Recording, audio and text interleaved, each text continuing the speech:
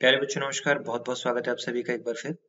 बच्चों आज की वीडियो में हम लोग फाइंड आउट करेंगे nth derivative of x square plus 4x plus 1 upon X cube plus 2x square minus x minus 2 का। ठीक है बच्चों, वीडियो शुरू करने से पहले मैं आपको बता दूं कि ये क्वेश्चन हमारे एक व्यूअर के द्वारा हमसे पूछा गया है, जिनके लिए हम ये वीडियो सोल्यूशन तैयार कर रहे हैं। तो अगर आपका भी कोई क्वेश्चन है, आपकी भी कोई मैथ की क्वेरी है जो आप हमसे पूछना चाहते हैं, आप हमें कमेंट करके बता सकते हैं, या फिर आप हमारे कम्युनिटी टैब में भी जाके आप हमको अपना क्वेश्चन पोस्ट कर सकते हैं। ठीक है, तो हम कोशिश करेंगे जल्दी से जल्दी आपके क्वेश्चन का आंसर भी आपको प्रोवाइड करा सके। तो चलिए बच्चों, अभी शुरू करेंगे हम अपने आज के क्वेश्चन से। तो बच्चों सबसे पहले आपको क्या करना होगा, एनथ डेरिवेटिव फाइंड आउट करने के लिए क्या नेसेसरी स्टेप्स हैं आपको देखने मेरे साथ में। ठीक है, सबसे पहले मान लीजिए कि आपको दिया हुआ है ये y इक्वल्स टू एक्सप्रेशन जो भी दिया हुआ है आप इसको y के इक्वल टू मान लेंगे। अब आपको क्या करना है बच्चों कि जो डिनोमिनेटर आपके पास है x cube plus 2x square minus x minus 2, आप बच्चों इसका फैक्टराइजेशन करोगे। क्या करोगे, आप इसके फैक्टर कर दोगे। फैक्टर हम क्यों करेंगे अभी हम समझेंगे इसको। तो पहले इसके फैक्टर कर लेते हैं। तो इसके फैक्टर हो जाएंगे बच्चों यहाँ पे x प्लस 2, एंड इधर से हम अगर 1 कॉमन ले लें तो यहाँ पे भी हो जाएगा ये x प्लस 2, एंड देन ये हमारे पास हो जाएगा finally x square minus 1 and x plus 2। इसको हम थोड़ा सा और एक्सपैंड करके लिखेंगे ताकि हमारी अंडरस्टैंडिंग आगे क्लियर रहे इस क्वेश्चन को लेके। ठीक है, तो हमारे पास क्या हो जाएगा finally x minus 1 x plus 1 and x plus 2। ये हमारे डिनोमिनेटर के बच्चों फैक्टर हो गए। हम लोग क्या करेंगे बच्चों, इसको डिकम्पोज कर देंगे पार्शियल फ्रैक्शन में।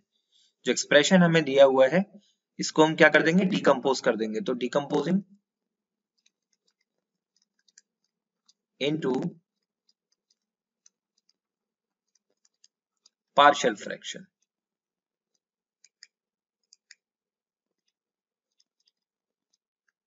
ओके, तो क्या हो जाएगा हमारे पास बच्चों ये हम ऐसे लिख सकते हैं इसको। अगर हम इसको लिखना चाहें तो इसको ऐसे लिख देंगे, X square minus 4x X square sorry plus 4x plus 1 upon X cube plus 2x square minus x minus 2 equals to a upon x minus 1 plus b upon x plus 1 and c upon x plus 2। अगर आपको partial fraction का knowledge नहीं है तो आप मुझे comment करके जरूर बताइएगा, क्योंकि पार्शियल फ्रैक्शन इस क्वेश्चन को सॉल्व करने के लिए बहुत इंपॉर्टेंट है। और अगर आप इंटीग्रल भी करते हैं और in fact nth derivative find out करने के लिए भी आपको बहुत सारे क्वेश्चन में पार्शियल फ्रैक्शन जैसे कॉन्सेप्ट की नॉलेज होना बहुत जरूरी है। तो मैं आपके लिए वीडियो तैयार कर दूंगा। पार्शियल फ्रैक्शन के 4 से 5 केसेस होते हैं जो आपको आने चाहिए। ठीक है, अभी समझना है क्वेश्चन को, मैं कोशिश करूंगा इजी से इजी वे में आपको एक्सप्लेन कर सकूं। But in case if you want कि मैं आपके लिए ये वीडियोस तैयार करूं तो आप मुझे कमेंट में एक बार जरूर बता दीजिएगा। अभी आगे बढ़ते हैं। अब हम लोग को क्या करना होगा, हम लोग सिंपली एलसीएम ले लेंगे जो भी हमारे पास में आ रहा है। देखिए एलसीएम आपका क्या हो जाएगा, एलसीएम आपका हो जाएगा x minus 1 x plus 1 and x plus 2, ये आपका एलसीएम हो जाएगा। और जब हम इसको सॉल्व करेंगे तो हो जाएगा हमारे पास a के साथ x plus 1 and x plus 2, और ये बच्चों b के साथ क्या हो जाएगा x minus 1 and x plus 2, and बच्चों c के साथ ये हो जाएगा x minus 1 and x plus 1। Okay, ये प्लस है बच्चों। चलो इधर हमारे पास क्या रहेगा, x square plus 4x plus 1, और डिनोमिनेटर एज इट इज हमने लिख दिया, उसके अंदर कोई चेंज नहीं किया। अब आपको ये याद रखना है कि ये वाला डिनोमिनेटर और ये वाला डिनोमिनेटर ये एक ही चीज है। इसको सिर्फ मैंने फैक्टर फॉर्म में लिख दिया है और इसको एज इट इज लिखा हुआ छोड़ दिया है, मतलब है दोनों एक ही चीज। तो इसको लेके कंफ्यूज नहीं होना है, इसीलिए मैंने इन दोनों को कैंसिल कर दिया है, क्योंकि आगे क्वेश्चन में मुझे डिनोमिनेटर की अब जरूरत नहीं है। तो अभी मुझे क्या करना होगा, अभी मुझे ये करना होगा कि मैं अभी अपने आरएचएस से बात करूंगा। पहले ये मेरा आरएचएस वाला पार्ट है। LHS की बात अब हम बाद में करेंगे। तो हमारे पास a के साथ क्या हो जाएगा, ये हो जाएगा बच्चों x square and 3x plus 2, okay, plus b के साथ क्या हो जाएगा बच्चों, x square plus x minus 2 plus c x square minus 1। ये मैंने डायरेक्ट सोल्यूशन कर दिया। अब आपको क्या करना है, a की मल्टीप्लाई करनी है a के ब्रैकेट में, तो ये हो जाएगा a x square plus 3ax plus x को थोड़ा अच्छे से लिख देते हैं 2a plus b x square plus b x minus 2b and c x square minus c, अगर c की मल्टीप्लाई c के ब्रैकेट में कर दें। अब आपको क्या करना है, सेपरेशन ऑफ टर्म्स करना है, दैट मींस एक्स स्क्वायर वाले टर्म्स को एक साथ रखना है और x वाले टर्म्स को एक साथ, इसी तरह से कांस्टेंट टर्म्स को आप एक साथ रखोगे तो आपके पास क्या बनेगा, a plus B plus C and ये हो जाएगा बच्चों आपके पास एक्स स्क्वायर के टर्म्स, एंड इधर क्या बनेगा आपके पास, केवल x के टर्म्स की बात करें तो 3ab एंड c के साथ तो x नहीं है, तो ये हो जाएगा बच्चों आपके पास 3a प्लस b x वाले टर्म्स हो गए आपके, और कांस्टेंट टर्म्स क्या हो गए बच्चों आपके 2a minus 2b minus c। यहां तक कोई भी चीज अगर आपको समझ में नहीं आ रही है, मैं आपको फिर बता रहा हूं, आप एक बार वीडियो को पॉज कीजिए और आराम से स्टेप्स को नोट कीजिए और एक बार वीडियो को रिवाइंड कर लीजिएगा, ठीक से देख लीजिएगा, एंड स्टिल आपको समझ में ना आए बच्चों तो मुझे कमेंट करके जरूर बताइएगा, ठीक है। ओके, अब हम क्या करेंगे, अपने LHS वाले पार्ट को लिख लेंगे, यानी कि x square plus 4x plus 1। अब क्या करना है बच्चों, आपको कंपैरिजन करना है, आपको कोफिशिएंट्स का कंपैरिजन करना है। Now comparing coefficients of both sides,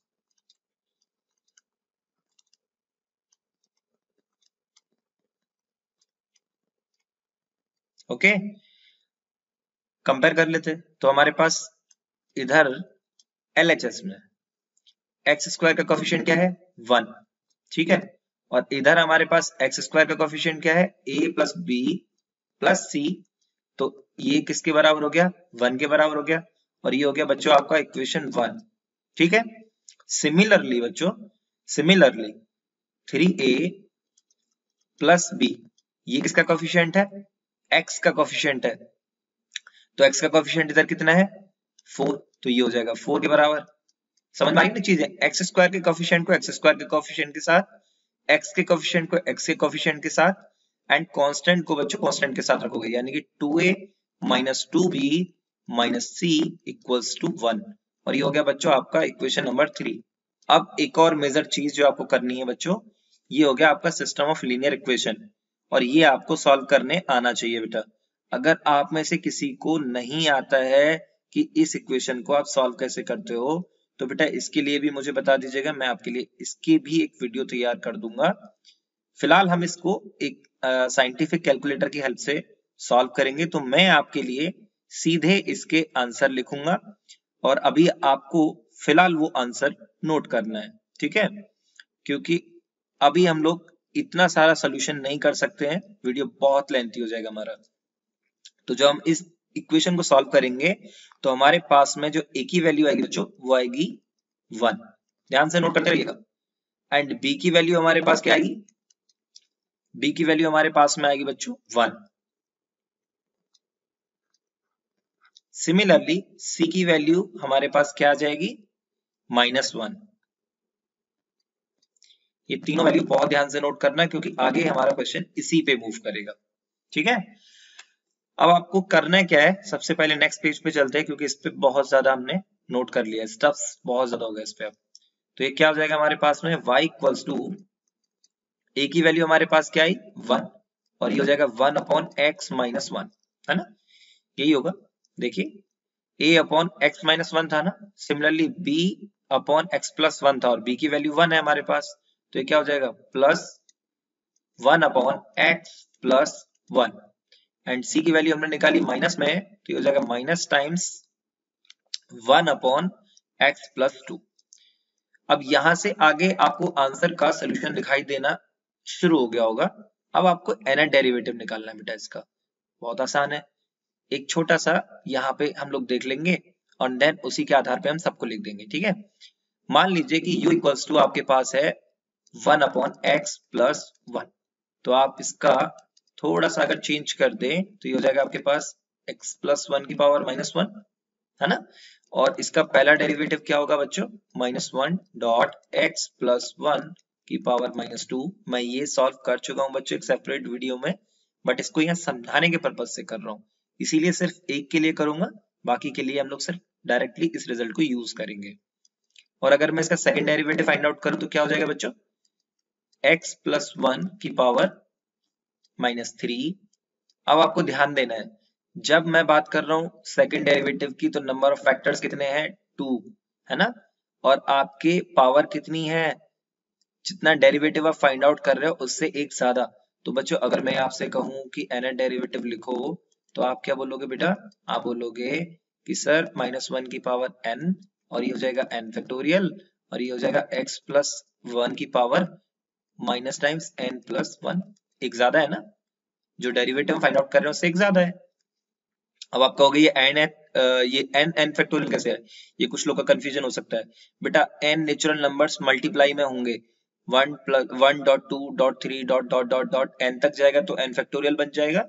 और -1 की पावर n इसलिए है बच्चों क्योंकि माइनस आपका n टाइम्स कॉमन हो जाएगा, है ना, और नंबर आपका नेगेटिव आएगा, इसलिए वो नेगेटिव हमने एक साथ बाहर रख दिया सबका।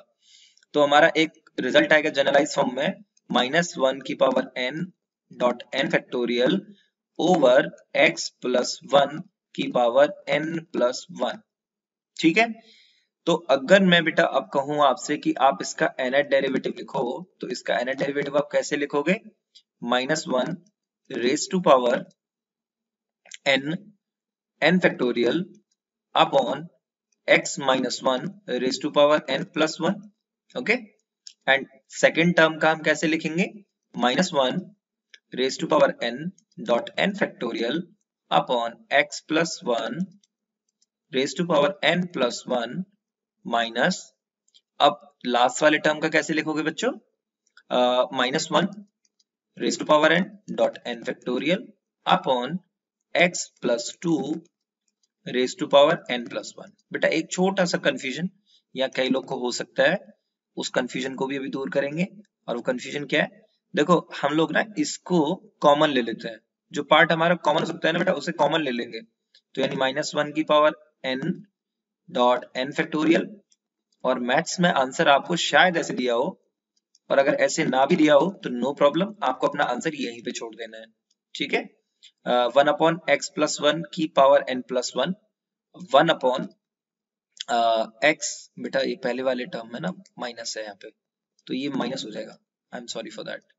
ये हो जाएगा x+1 की पावर n+1 माइनस 1/x+2 की पावर n+1, और ये हो गया आपका nth डेरिवेटिव। बेटा उम्मीद कर रहा हूं कि आपको हर स्टेप बहुत अच्छे से समझ में आ गया होगा। इन केस आपको कोई भी डाउट है तो आप प्लीज मुझे कमेंट कीजिएगा, और टाइम लैप्स के साथ में कीजिएगा, है ना।